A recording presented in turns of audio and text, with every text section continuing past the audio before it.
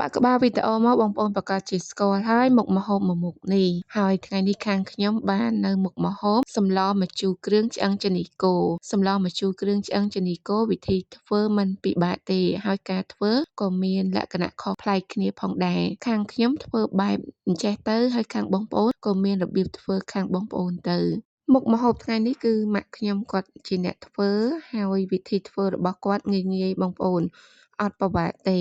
ហើយស្រួលថែមទៀតលឿនមុនដំបូងគាត់ស្រោចឆ្អឹងជំនីគោនេះសិនហើយស្រោចនេះក៏គាត់បន្ថែមនៅស្លឹកគ្រៃរំដេងនិងស្លឹកក្រូចសើចដើម្បីក្លិនវាបន្ទាប់ពីស្រោចរួចរាល់ហើយ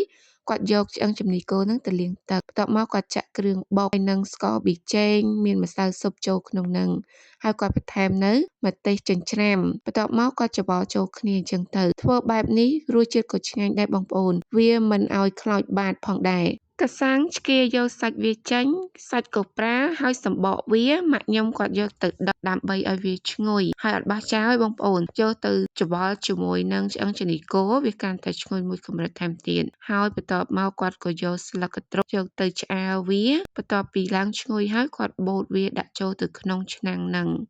ងាយស្រួលថែមទៀតគឺយើងគ្រាន់តែដាក់គ្រឿងចូលទាំងអស់ទៅច្របល់វារងាស់សាច់ឲ្យវាឆ្អិនទៅជាការស្រេចហើយខ្ទិះដូងគឺគាត់ចាក់បន្តិចម្ដងឯងបងប្អូនអត់ចាក់ទៅទាំងដល់ទេគាត់ចាក់បន្តិចបើឃើញថាវារីងហើយគាត់ចាក់បន្ថែមទៀតរងាស់ឲ្យសាច់ទាល់តែផុយឆ្អឹងជំនីគោនេះវារាងស្វិតដែរអញ្ចឹងត្រូវការប្រើពេលរងាស់រាងយូរគួរសមដោយសារតែកសាំងវារាងស្ទើរបន្តិចម៉ាក់ខ្ញុំគាត់ក៏បន្ថែមនៅអំពិល2គួរ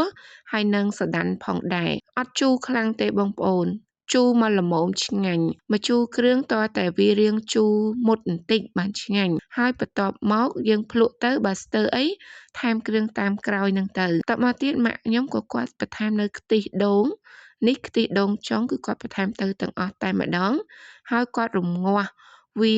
តើតែសាច់នឹងផុយបងប្អូនគិតដូចខ្ញុំអត់សម្លម្ជូរគ្រឿងឆ្អឹងចេនីកូបើយើងស្លជាមួយប្រើហ្គាសវាអត់សូវចេញជាតិម៉ានេះតែបើស្លប្រើធ្យូងគឺវាចេញជាតិហើយឆ្ងាញ់ជាងយើងស្លហ្គាសបងប្អូនគិតដូចខ្ញុំអញ្ចឹងអត់ពីព្រោះថាធ្លាប់ស្លហ្គាសប៉ុន្តែវាចេញជាតិដូចអត់សូវអស់ទេបើស្លប្រើធ្យូងគឺវាចេញជាតិខ្លាំងហើយឆ្ងាញ់ទៀតមិនមែនតែខ្ញុំគិតបែបហ្នឹងឯងសូម្បីតែអ្នកផ្ទះខ្ញុំក៏គាត់និយាយចឹងដែរបងប្អូនចង់ស្លបែបងាយស្រួលអាចធ្វើតាមវិធីម៉ាក់ខ្ញុំបាន